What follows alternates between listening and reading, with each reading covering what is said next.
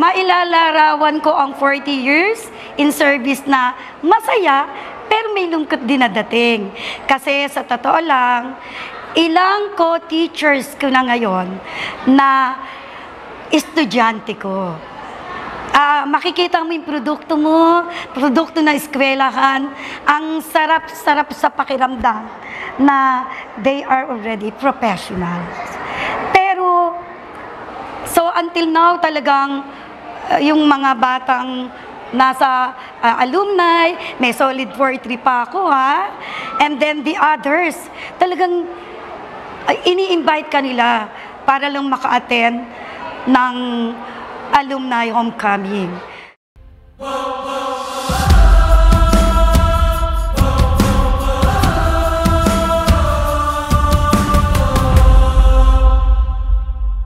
Gurong QC, maipagmamalaki ko.